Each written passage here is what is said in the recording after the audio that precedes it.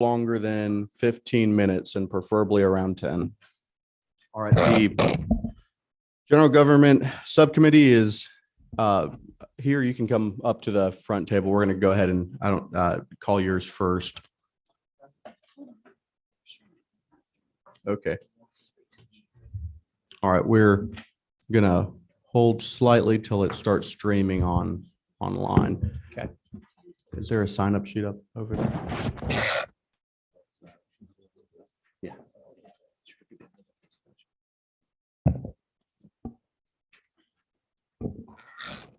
Just while we wait, as a reminder to the members of the committee and the audience, is the way the subcommittees work for general government is there is no vote in subcommittee. This is a chance to review the bill, to vet the bill, and it acts as a qualifying mark to allow it to go to full committee. But don't, so there's no indication, good or bad, that it doesn't receive a vote. There is no votes for any of the bills and stuff. Are we on? All right. We are going to hear House Bill 1329. Representative Mathis, would you like to read your LC number to start off with? Now I have LC 471480. There, Okay. Sounds good. All righty. Thank you, Chairman Saines. Today we're here to talk to you about a coroner's bill. I'm going to be brief, and then I'm going to turn it over to my colleague here. I'm going to turn it over to Coroner Ted Bearden and from Dawson County. And we're going to let him go through that. But the only one statements I'd like to make, that I'd like the committee and folks here, you know, the House has been discussing with the crime lab over the state of Georgia that we've had trouble having scientists. We've been having trouble getting doctors to do autopsies. We've been having trouble getting in a timely manner types of tests done back so we can carry the parts that we need to do for the coroner's office and the medical examiner's office that are in the 4 counties in the state. So what I'd like to say is just keep an open mind that the coroner system's been here a long time. It started in the state when the state started. It's been a very workable system. And I do appreciate the opportunity to have this hearing today. Chairman Shaines, I appreciate that, committee members. So at this time, you know, I just want us to remember that we are in a critical time in our crime investigation, our death investigation all over the state. So with that in mind, I'm going to turn it over to Coroner Bearden. Thank you. My name is Ted Bearden. I am the coroner in Dawson County. I'm also here to speak for the Georgia Coroners Association. Thank you so much for allowing me to do this, and I appreciate the opportunity. The coroners have been around, as the representative said, for a long, long time. And there's a lot I want to say, but I'm just going to try to hit the high points. I think you've been given a handout. That handout contains 2 things. It contains a lot of the things. It elaborates on some of the things that I'm going to speak to. And it also gives you a comparison sheet. That comparison sheet is the minimum salaries of all the elected officials in the counties, their starting salaries, and what we are proposing in this bill as the starting salaries for the coroners. And I'll go ahead and point out to you, if you notice there, they're only a fraction. That is only a fraction of what the others are. And over to the right are the number of counties that are affected. I will tell you that not all of the counties in the state are going to be affected by this. My county is not going to be affected by this. There are several counties that the commissioners understand the situation, and the coroners are compensated fairly. My salary is actually more than what's in this bill, so it's not going to affect my county at all. In 1990, the legislature passed some legislation regarding counties with a population of less than 35,000. And then again in 2007, they did bump the case fees just a little bit, but the coroner's salaries in this state have not been addressed in 30 years. And I think after 30 years, it's time to address them. I own a business. If I did not address my employees' salaries in 30 years, I would not have them. We have a lot of coroners in this state that have served a long, long time. I've been with the coroner's office over 30 years. We've got a coroner that just resigned, been in the office 41 years. Tired of fighting his county commission. He said, I've had it, I'm done. And a lot of the coroners that have been in these positions for so many years are nearing the end of their careers.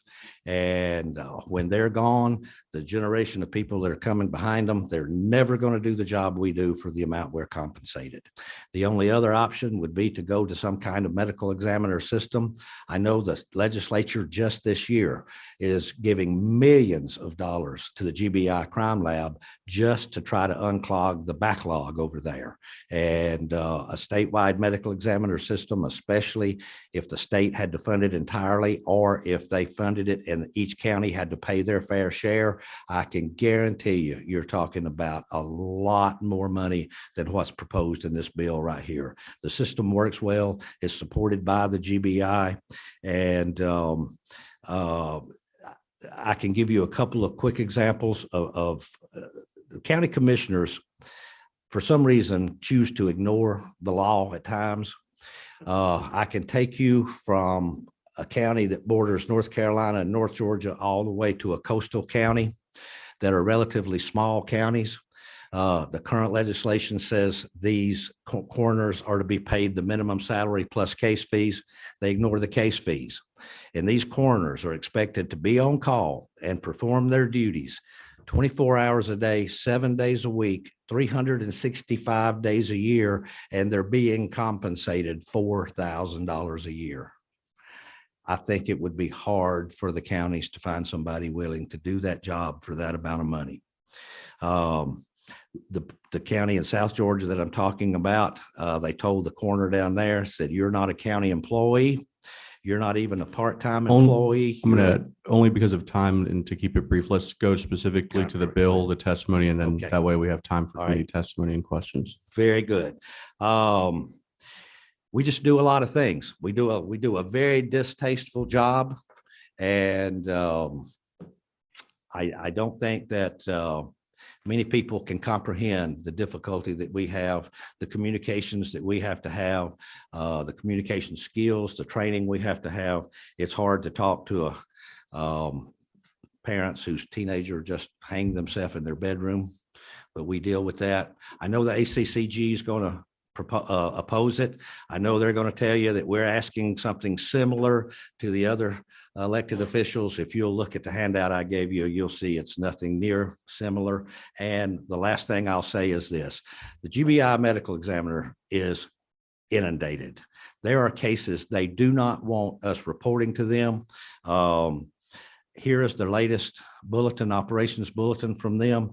There are cases where the coroners are required to make decisions about causes of death and sign death certificates in people that are 45 years old. They don't want them reported. And that leaves a lot of discretion to the coroner, and we need good people in those positions. I'll be glad to entertain any questions. Thank you. Are there any questions from committee? Representative? Thank you, Mr. Chair. I think I remember a while back, we did some legislation on the coroners. And I remember one of the representatives down in the Augusta area, that their coroner had to come down here to find out the cause of death or pick up bodies. Will that alleviate that problem? No, ma'am, that's not going to alleviate that problem at all. The only thing this bill really does is address a salary structure for the coroners and the deputy coroners. It doesn't change the way we operate. All right, thank you. Are there any other questions from committee? And just to clarify the bill, the salary structure would be similar to other constitutional officers, where the responsibility of each county, it would be the responsibility of each county commission to provide the funding for this through this structure, correct? That is correct. But I will tell you, my county is a perfect example, and the others as well. The amount that we're asking for in this current bill is only a fraction of 1% of their overall budget. Okay, thank you. All right, we have two people here to testify. Mr. Edwards, Todd Edwards. Thank you, Mr. Chairman, members of the committee. I am Todd Edwards with the Association of County Commissioners of Georgia. And first of all, I'd like to state that we fully support our coroners, realize they do a hard job and what they do for the citizens of Georgia. But we do oppose this bill. I'm going to tell you why. Because as far as salary increases go, we can already do that through a variety of methods, particularly through local legislation here at the Georgia General Assembly. Also, with the bill in front of you, the amount that this would have or be charged to our smaller counties would be fairly significant. And we do have concerns with that on top of the other responsibilities that they have. So salaries, I'm going to go through this very quickly. A lot of counties, particularly the medium to larger ones, their salaries are already governed by local legislation that was passed from four respective counties throughout the state. Otherwise, if there's nothing in local legislation, coroners get the choice of whether to choose, or even in that case, whether to take that local fee or the salary, or 175 where no injury is impaneled, or a fee of $250 per case. Again, they get to choose. Some counties have supplemented these at the local level, and several counties, particularly the medium ones, already subsidize or add extra money for the offices of the coroners if they have a bigger caseload. On top of that, to say they do get the salaries that are prescribed in statute. Coroners do get COLAs each and every year. State employees get pay raises. So that what you see in statute, add to that the COLAs. So they have been addressed. On top of that, the $5,000 pay raise that are going to state employees this year will in fact apply to coroners with populations of $35,000 or less, those that are already in statute under those population brackets. And again, that's in addition to their COLAs. There are 106 counties in the state of Georgia that have that population or less, and most of them will be impacted. Larger counties maybe as well if they're going by if they go by the state bracket. So deputy coroners currently, they get paid what the coroner does per case. What this bill does is state that not only will they get that, or larger than that, they get to choose whether to have 1/2 of the coroner salary or 1/4 of the salary in addition to $250 a case. Currently, that's limited to a per case. This, in addition, I don't see any limitation on the amount of the coroners, and it is their discretion, or deputy coroners, that coroners may appoint. It was earlier noted that they get paid but a fraction of what current constitutional officers do in state statute. And though they do a great job, their own call, they're not full-time employees, as are our 4 constitutional officers. Thus, you see the difference in pay. Again, we oppose this bill. We think if coroners are being underpaid, they can work with their local legislators, go through local legislation, increase that pay. We too believe that this law is fine as it is and would urge you not to vote in favor of this bill. Thank you, ladies and gentlemen, for your consideration. I'll be happy to answer any questions. Are there any questions from committee? Thank you. We have Ted Bearden. Oh, sorry. Apologize. I was looking at the list. Thank you. Do you have any other clarifying comments or closing items? Just would like to say one thing to the comments that ACCG said. Yeah,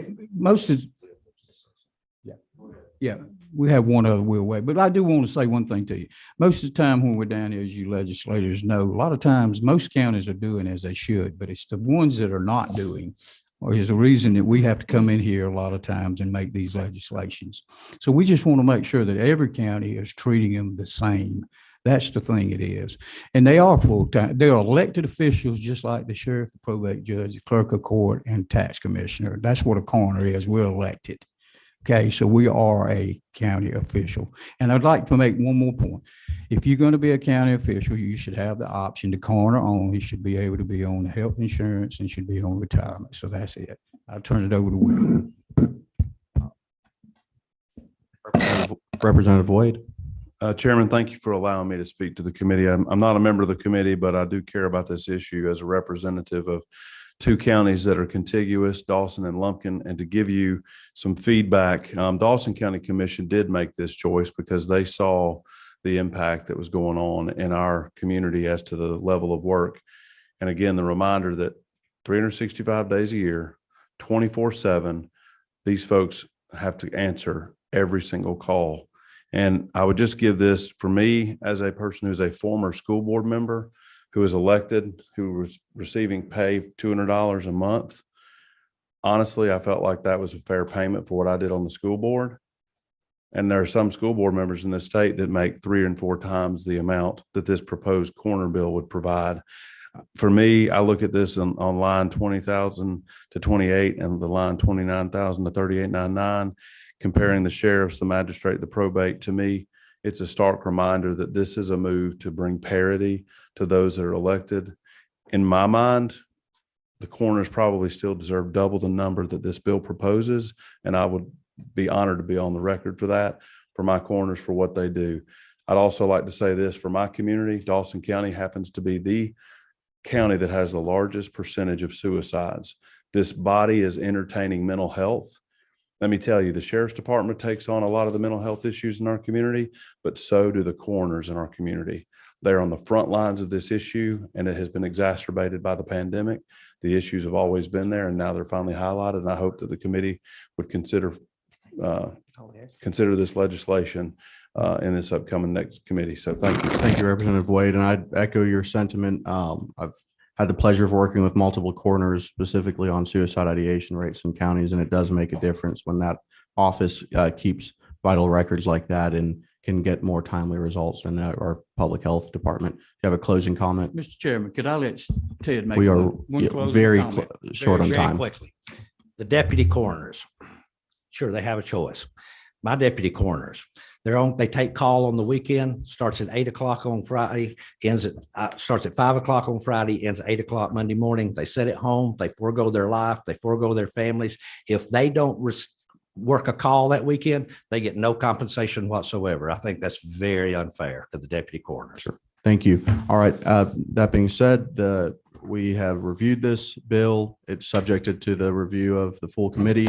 With that, Chairman Blackman, we'll be hearing your bill wherever you'd like to testify, whether in your seat or at the table. Sure. So we will be hearing House Bill 933. I will go ahead and read the LC number. If it's different, please let me know. LC 471714S is what the committee has in front of it. Chairman Blackman. I thought you might want to go ahead and put me under the heat lamps here, Mr. Chairman.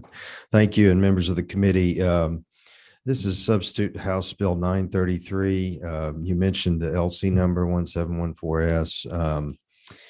Just try to run through some of the things that have already been mentioned and then take questions. But, the synthesis of the legislation is based on lots of discussions with, members across a wide political spectrum. And so we've, a lot of us felt like that we're best served, especially with respect to our elections when, we are transparent with our records and processes. And we've seen this increase, I think, over the last several years with the paper backup based on our current system, the ballot images that we made subject to open records last year. And then, of course, this would kind of fall in line by making ballots subject to public record or ballot inspection, if you will. So it's a very minimalist approach. I think they're, simply a transparency piece. Certainly a lot of input we have received. And I think every time that there was something added or amended or changed, and this became a less minimalistic approach, that there were some unintended consequences perceived or potential unintended consequences. So, if I can, it going through the bill, it protects the records. It protects, I think, another thing that was raised is that, it protects under current law, poll workers and poll officials are protected. That's in the 21 chapter. There was some concern as to delays via certification, but this wouldn't really speak or change any of that. It would stay as it is in current law under the purview of the courts if that were to happen. This piece does retain these records in the clerk's office. And we just simply, secure these records without sealing them under a court seal. So as I understand it, the records right now are, all records, state of Georgia, are open or public unless the law says otherwise. And that kind of is covered under the election code section of 21-2-72. So this would, again, essentially say that we're going to protect these records and we're going to secure them, but we're going to allow access to the public, as stated in other parts of the law.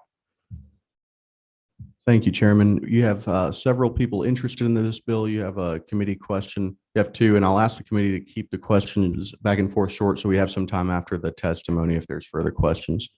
Let me see who is. Representative Gullett. Thank you, Chairman. So I know this is a substitute, and I remember reading this bill the last time you presented it. What changed in this one again compared to what it was before? Well, I mean, you can just give me a quick synopsis. You got to go through, but where it was before, I know where it was before. I'm trying to figure out what's really changed from my mind when I'm reading it. Maybe it's. Well, it got simpler. into a little bit more of how elections officials would handle these requests and ballots and such. Really, all we're doing now is we're Just unsealing. leaving everything where it is. Okay. And it just is no longer under the court seal. Okay. Thank you. Representative Bernal. Thank you, Mr. Chairman. So just for clarification, you're saying that the superior courts will no longer have a responsibility? No, that they will have a responsibility to keep these secure. It will just not be under a court seal. Okay, so with the budgets and with COVID and everything, we know that our courts are behind. And so now we're adding another responsibility to our clerks. Have you talked with them to see how this will affect them? Because one of the questions that came up often with SB 202 was the fact that there was no fiscal note. And we keep adding more and more responsibilities to either our election supervisors or something related to elections. So have we talked to them? I have not heard from them. What I will say is that I think it's, I guess incumbent upon each member to determine whether or not transparency is more important or whether it's more important to keep, some of our open records, and that's across the board under seal, under seal. Okay, and then how did you pick the timeline? I'm sorry? The timeline for when the ballots would go over to, because unless you change, the ballots would go to the Superior Court within a week before they were actually certified? I didn't pick a timeline. There wouldn't be any change in any kind of timeline. Okay, thank you. Yeah, if you'll look through the substitute in front of you, Representative Bernal, you won't find any changes to any kind of timeline. All you'll find is that retain and preserve rather than hold is used. You will find that seal is struck, and you will also find that it prevents the ballots from being altered, amended, damaged, modified, etc. Okay, thank you. All right, we're going to go to those in the public who would like to speak. I apologize for asking of this, but we are restricted on time and want to hear the next bill. 30 seconds to 1 minute at the most. Isabella Otero, and then afterwards will be Todd Edwards. I leave my comments. Okay, thank you. Todd Edwards. Again, Todd Edwards, ACCG. I'll do it in 30 seconds. We appreciate transparency. We appreciate the bill trying to instill and further enhance that through the election process. I'll ask, like I do with every election bill being faced this year, there are a lot of changes going on currently with our election supervisors. We would like to have, should this advance and others advance, to make sure that they complement one another, don't unduly add other additional responsibilities as we get used to the current system we're implementing 202. Representative Blackman has been great to work with. He's taken in some of our considerations. Should it move forward, we look forward to continuing working with him. We're neutral on the bill. Thank you very much. I hope I met my time frame. You did. Thank you for the brevity. And Miss Cindy Battles, and then afterwards will be Kevin Grindley. Oh my goodness. 30 seconds to a minute is probably not quite what I was hoping for. So as I mentioned to Chair Blackman earlier, this is definitely a better version of the bill. We still have concerns and questions because while the sponsor says that this does not delay certification, the way we read the language, it certainly could. And we're still concerned with the impact on staff. Again, I think that SB 202 created a system where ballots could be inspected. I believe that's online, which there's a whole question of whether they can fill the paper or not. But I have questions about allowing multiple members of the public to handle ballots because that doesn't seem like a very secure way to handle our elections as well. So basically, this feels like an appeasement to people who are not going to be happy with the 2020 election results, no matter what you do for them. And it's negatively impacting election workers and the process. Thank you. Thank you and if you have further details on the testimony, I'd invite you to send it to the committee and we can review it in the process before a full committee meeting if it were to be heard. We have Kevin Grindley. Yes, thank you very much for the opportunity to speak. This bill is about much more than just ballots. This is about the people of Georgia being able to have confidence in the outcome of our elections. And our country cannot move forward if we do not have transparency and confidence in our elections.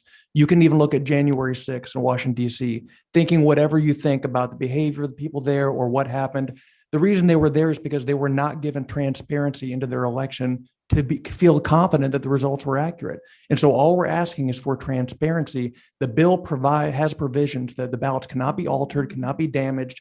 The cost is borne by the people seeking access. There's literally no reason not to approve of this. Truly is bipartisan.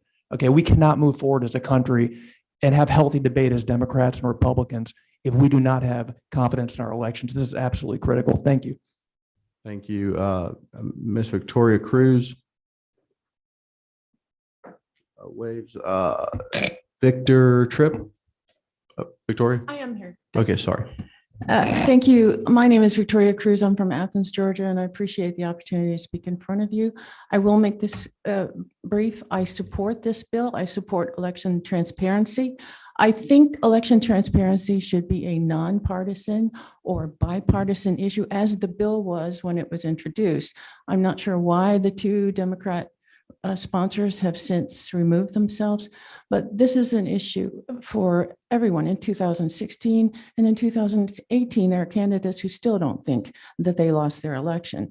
And having access to the ballots would provide some transparency. And I personally don't see any Tom, Dick, or Harry off the street coming in and wanting to see ballots. This would be a coordinated effort to get to a quick result and a trusted result. So I support this bill. Thank you. Kenyatta Mitchell. I know that's a different bill. Victor Tripp, I think we already did. Or Victor Tripp? Okay. Thank you, Mr. Chairman. My name is Victor Tripp, and I'm reading comments by Garland Favorito, who is the co-founder of Voter GA.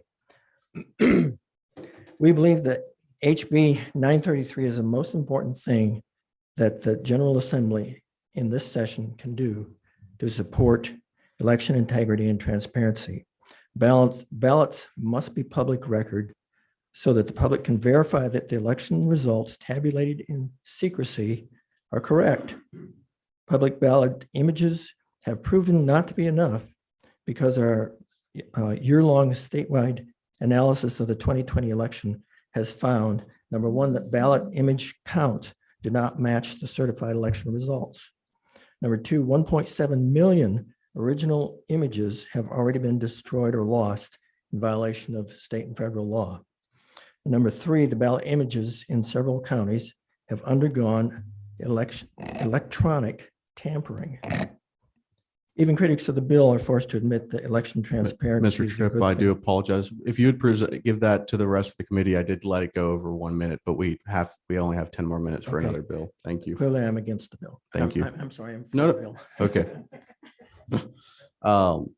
Kenyatta Mitchell, or nope, I apologize again. Mary Bell Hodges. Yes, hi, good morning, and thank you for hearing my comments. The transparency is a critical issue, and the ballots belong to the people. So the ballot images, when they're not matching what the certification numbers is, it seems like there may have been a rush to certify instead of actually counting appropriately. So the people deserve to have a look at the ballots. So we are in favor of this bill. We thank you for your time. Paul Daber. Thank you. Hi, I became active in politics after seeing the state hearing on election fraud. It appeared to me from that hearing, it was 12 hours long, that power has moved away from the people and the political power is now with the people who count the votes, and they use secretive measures. So to restore what the founding fathers intended in terms of democracy, I think we should pass this House Bill 933. And I think it's bipartisan because soon the tables can turn and this will ensure that the people have power. Thank you. Thank you. Vasu Abiraman.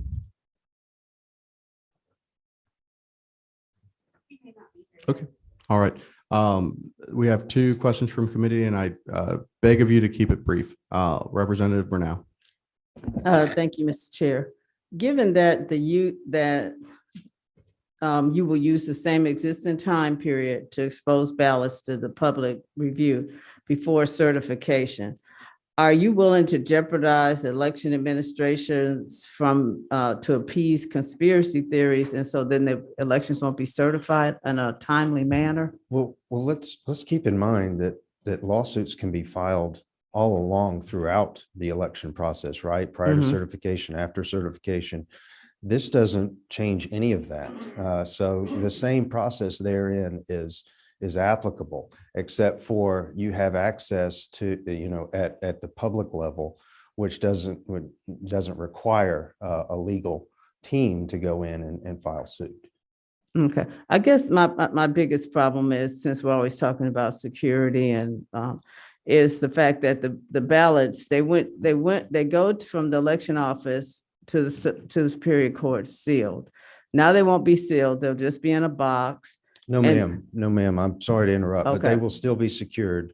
If you look at the language, the seal is court seal is the way that is written, the way that language is written. So Okay. this is just the actual court seal. So retain and preserve, and in a manner so as to prevent the ballots or other documents from being altered, amended, damaged, modified, or mutilated.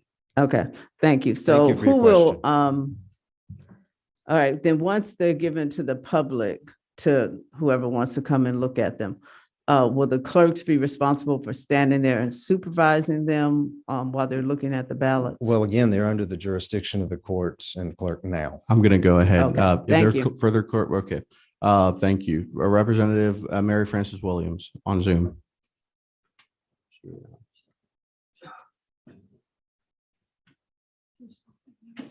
If you're trying to talk, you need to unmute yourself. Going once, twice. We're going to go. Thank you, Chairman Blackman. Appreciate your bringing forth the bill. Thank you, members of committee. If members of the public need further clarification, please submit them in writing to the Chairman Taylor's office. That being said, if you're okay with it, I'm going to go ahead and just present my bill from here, just for absence of time. If it becomes a conflict, I'll give the chairmanship to Madam Taylor. I will be presenting House Bill 1467, substitute LC 1737S. This is a bill that looks similar to one that Representative Bruce presented to this committee. What it does is grow the diversity of Georgia contractors by encouraging the utilization of women-owned businesses, veteran-owned businesses, minority-owned businesses, and rural business enterprises as defined through the Department of Economic Development Tier 1 and Tier 2 communities. This concept is similar to what many corporations have gone to both get a well supply of differentiated contractors, but also to incentivize investment in communities of all kinds. I'll take you quickly through the bill so that there's enough time for those who'd like to discuss. It establishes a certification process for business to certify businesses within those tiers. That would be the responsibility of the Department of Administrative Services. It establishes on line 47, 46, what the level of the percentage of what minority-owned businesses are. It's placed like the prior one at 70%. There was some discussion on businesses who give equity as a means of financing and the possibility of putting that down to 55%. I'd be amenable to it. We just put 70% because that seemed like similar language. On line 84, it discusses the utilization plan. That's a concept that would look at contractors to the state to, that is a report that they would talk with the Department of Administrative Services to ensure that they're making a best faith attempt, best faith effort of using those certified contractors, which would be that those groups that we discussed at the beginning. State advocate would be started in line 158. Difference of what was presented prior to the committee in a separate bill. This state advocate would not be a new position, but appointed by the commissioner as an additional responsibility. Again, so that advocate would have the responsibility of really encouraging and incentivizing growth in those sections, which are minority-owned, women-owned, veteran-owned, rural business enterprise, assist in the certification process and deal with issues of disputes and resolution, at least initially. Section 180 does some descriptions. I'd note that affirmative action has a specific meaning and has a definition within there for what it means in the bill, not differentiated a little bit on what we kind of know it to be. Line 236 starts the disparity study, which was, again, this would allow for us to get an accurate measure of where we are as a state on a level of diversified contractors, and could be utilized. I know there's Association of Contractors had noted that they would like to see that utilized in if we're to have the language more specific on utilizing that disparity study on what is I think right now it says fair share or appropriate amount. The certification program, which you spoke about earlier, is defined through line 495. With that, I'll take questions from committee if there is any, and if not, we'll go ahead and go to those who'd like to speak to the bill. Representative Burnell. Thank you. You did mention that this was Representative Bruce's bill. Those organizations that spoke that day, are they in agreement with you? We haven't heard any negatives. I'll say there's some major modifications to Representative Bruce's bill, but it is based on a similar concept, and he is a signer of the bill. Okay, thank you. Thank you. All right. Where are we at? Kenyatta Mitchell.